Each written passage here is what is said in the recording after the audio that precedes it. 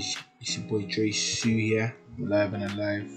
Not for another showdown live, but for some quick news, as it's the 1st of October, which means the tier shifts have happened.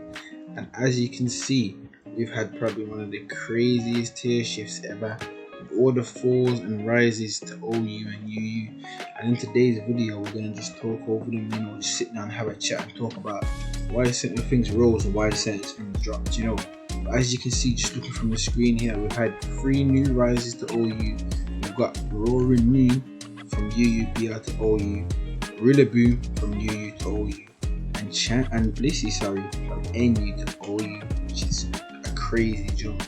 Then if you look on the right hand side, we've got the drops from OU, which are GARCHOMP, man. GARCHOMP has been a staple in OU since what, generation 4 onwards, and now bro just can't hack the power peak, man.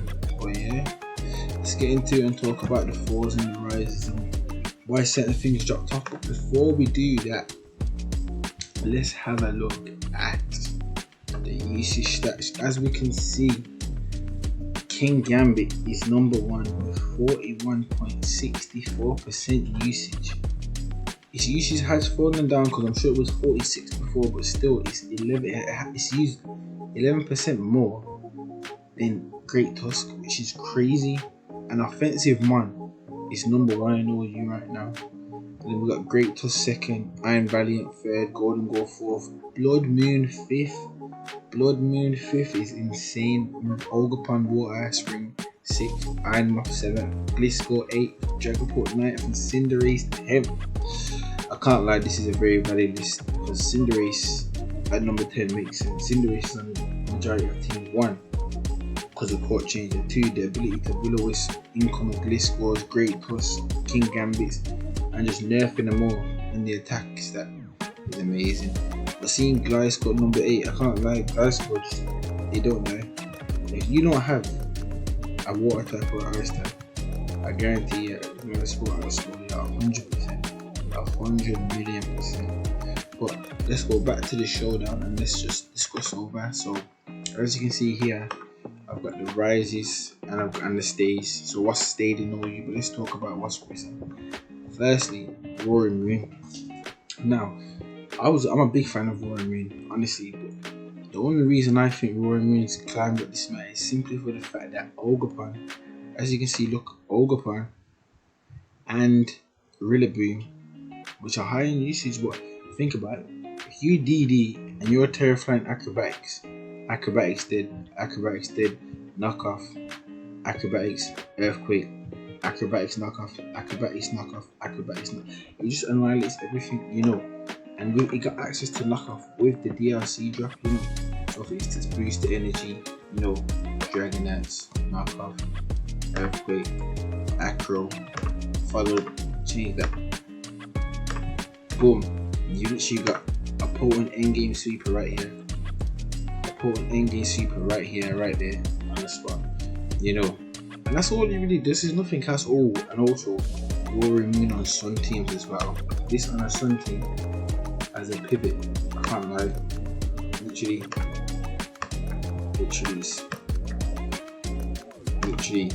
it's just this on the Sun team.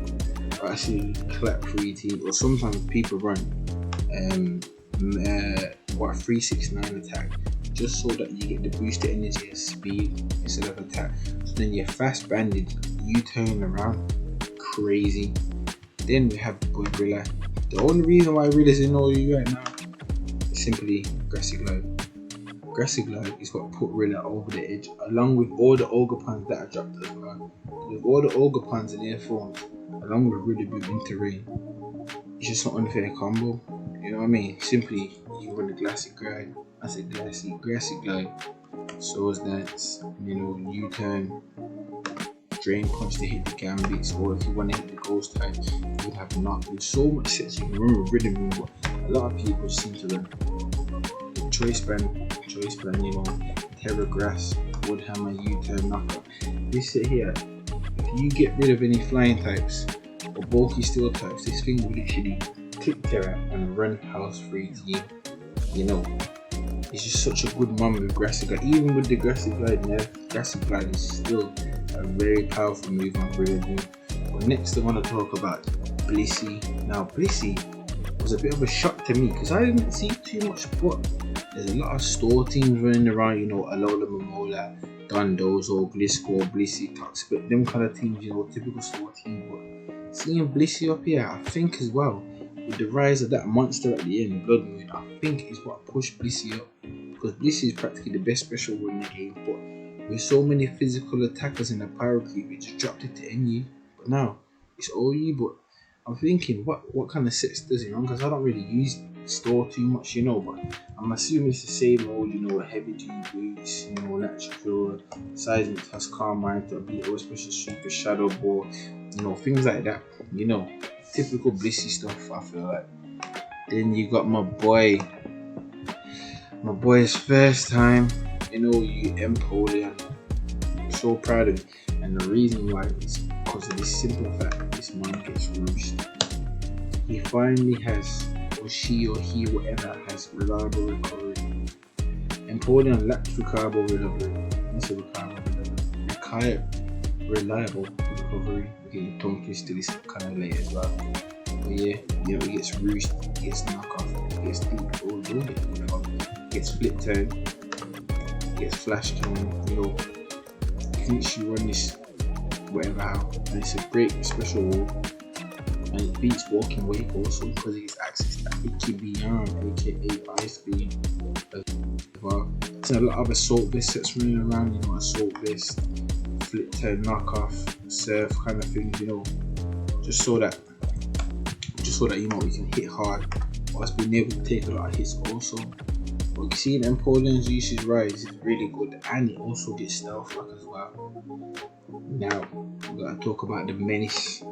OU's menace, Gliscor, and the reason why Gliscor is so good is because you don't know what set it's gonna run. It could run, you know, the knockoff, protect, earthquake, spike set, you know, it could run that. Or if you wanna go offensive, you run, you know, Swords Dance, Facade, earthquake, Scale Shot, you know. And having Scale Shot is quite good because it can be a surprising pin game sweeper, you know. Put Terranormals with them Facades, absolutely ripping through teams, you know. But Gliscor, man, Gliscor is an amazing man, you know. It has knockoff, it don't have knockoff, it don't have deep power, which I don't know why it did, but I thought it did. But it has knockoff, EQ, it gets access to Toxic, it has Toxic Spikes, and it has regular Spikes. It just does it all, and it has U-turn, it just does it all. It's just such a great utility one or offensive one, however you want. However you want Gliscor to work for you, it will work for you. And I guarantee Gliscor will put in a lot of work, regardless of whatever position you put it as an attacker or as a defensive wall. You know, that's Gliscor's 10 out of 10 man. It deserves its place. Now, this monster is currently being suspected because Blood Moon is probably one of the strongest special attackers. Not probably, it is the strongest special attacker in the tier. And in my opinion, there's no answer to this. Tell me what was this? Oh, Golden Gold, what was this? Mind's Eye. Fighting normal hit codes. Accuracy can't be known, ignores evasiveness. No one cares about it. It hits normal and a fighting moves, and it hits ghost styles. Then you factor in the 140 attack, basically Gigaton, special Gigaton hammer, coming off a 140, 135 attack stat, special attack stat, and then he gets access to Karma, Vacuum Wave, Earth Power, Moonlight, and Moon Blast. Literally, this set is probably one of the most common sets, but then again, you see these, look at this bow. 113 base HP, 135 attack, 120 defense. Yeah, the special side is a bit that busy, but that's where Calm Mind comes into play. Calm Mind literally just sets his finger over the edge and does. I'm talking, it takes unboosted close combat from a valley. I think it does about 80%, you know, and that's crazy. Look at these stats, he's just too bulky and it can boost with karma and it has access to semi-reliable recovery depending on the weather. If it's in the sun, it heals practically max amount. And there's nothing you can do, so I'm trying to get my reps before October 6th and get Rodman absolutely bang. But yeah, let's move on to the next. There's still some stays that was quite surprising. So Clef, I did not think that Clef would last in this amount in the power cube, but it literally done its job. It does the same annoying thing, you know, Moonblast, Knockoff, T-Wave, Moonlight, or Wish. A lot of people wish because of the PP, but you know, it does its normal Clef shenanigans, you know, nothing's really changed. There's not too much to say. Obviously, as Terra, you know, it can, you know, wall a lot of things sometimes if unaware, you know, or you can run the simple, you know, the Carmine offensive set, you know, kind of thing, unaware, to, you know, boost your own stats. But yeah, Clef, same mode, there's not much to talk about. Now, Manaphy. Manaphy is what I feel like it's a knockoff version of Megaena per se. You know what it does? It just comes in and you don't know what set it's gonna run. You know, it gets access to Tail Blow, it gets access to Carmine and Take-Heart and Acid Armor. Now, if you look at this, you think, stored power. If Manaphy has up, you don't need to think if, because Manaphy does get stored power. The only thing that is holding Manaphy back from being banned is the simple fact that it has no reliable recovery. If Manaphy could win a set like this, it would literally go to EBS because we basically win Morgana throughout the shift game. But if you look, if it had draining kits, that's what I said over the edge, it had some recovery, but it doesn't. So the simple fact it doesn't get reliable recovery is what's the only thing that's holding it back. And you can get Ogrepan, Terror Dragon, this is Iron. I got it from MV. It's as simple as that. You come in, you start acid armoring, take heart, and because then it kills your stats, so you can't be toxic, and then you start going crazy, you know. But then even then, and then you got the build teams, you got the, you know, typical Surf, Psychic, Energy Ball. It's, you know, typical Manaphy set that just, you know, rips house free team. But yeah, Manaphy, it's definitely all you could be suspected in the future, but I don't think that he's that strong because I can do with it in ways. It just depends if it can catch you off guard sometimes.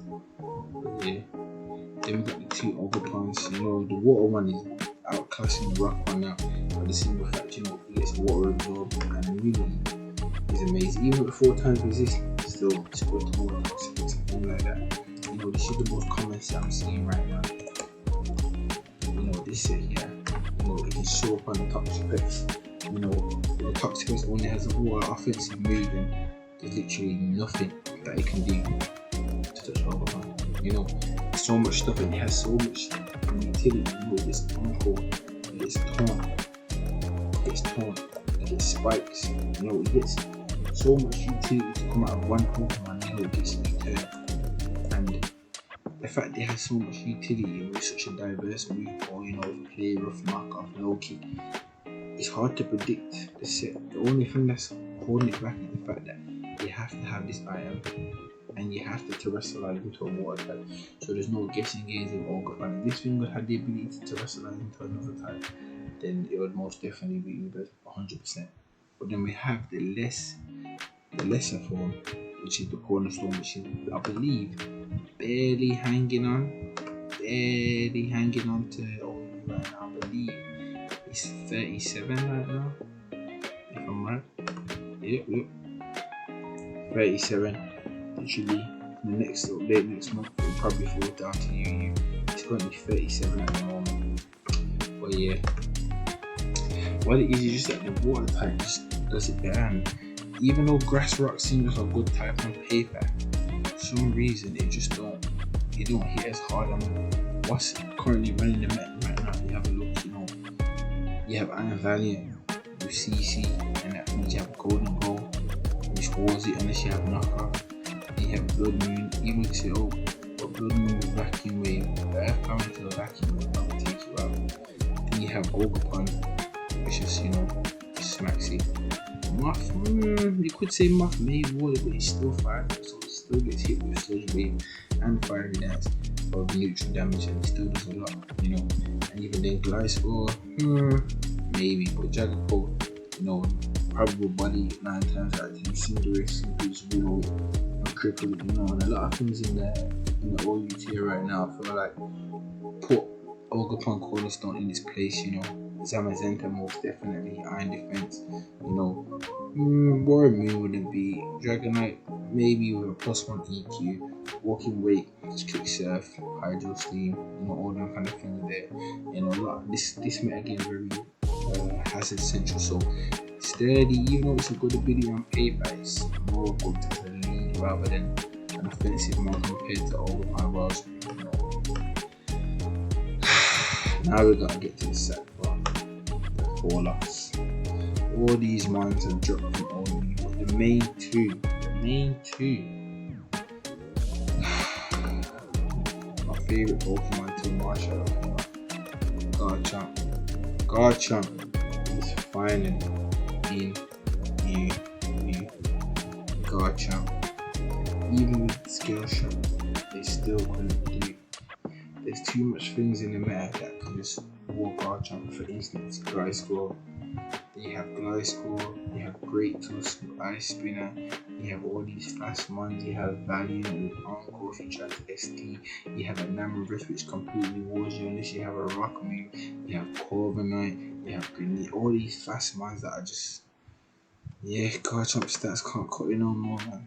102 speed isn't really that fast in today's meta, with the booster mons and a lot of, you know, weather with double speed mons, you know.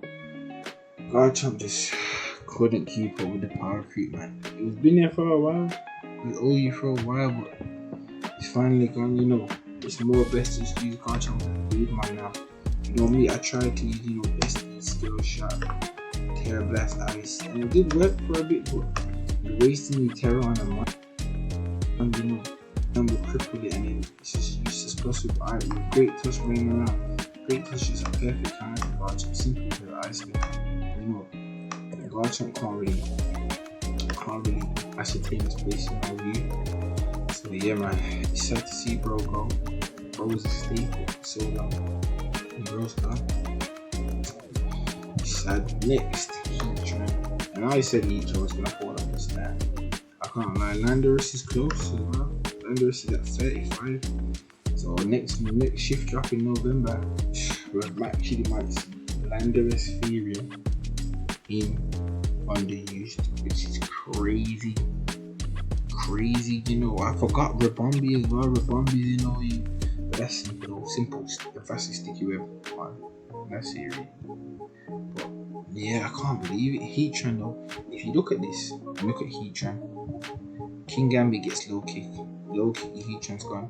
Headlong Rush, close combat, Earth Power, Ivy Cudgel, Earthquake, High Jump Kick, Body Slam, Earthquake, Hydro Steam, Hydro Pump, Surf, Close Combat. All these mons just annihilate Heatran.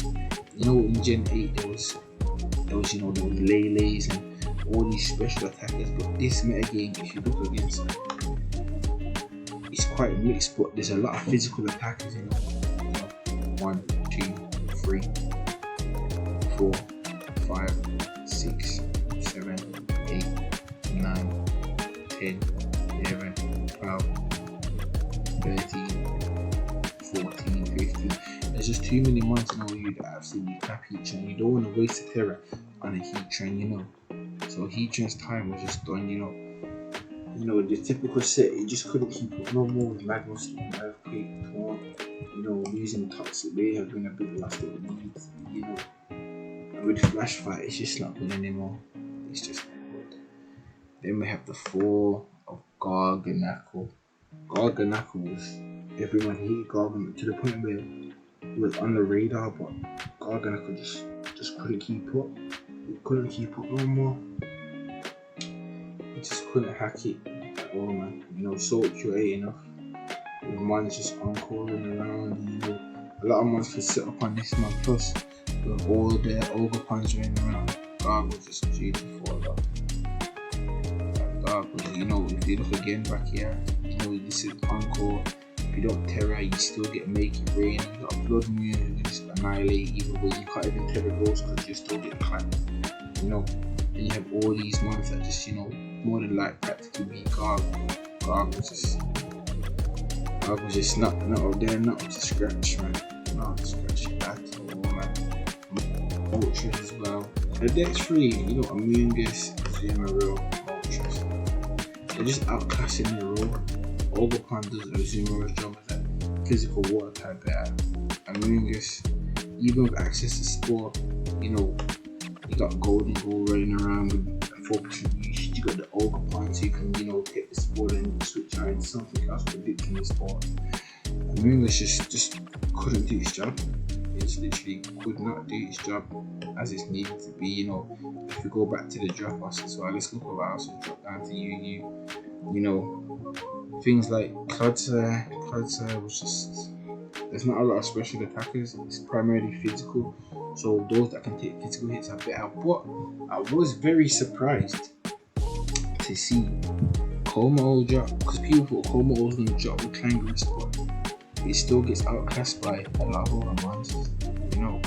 But yeah, man, this was just a quick metagame discussion video. I hope you guys enjoyed, and I'll see you in the next video. Peace.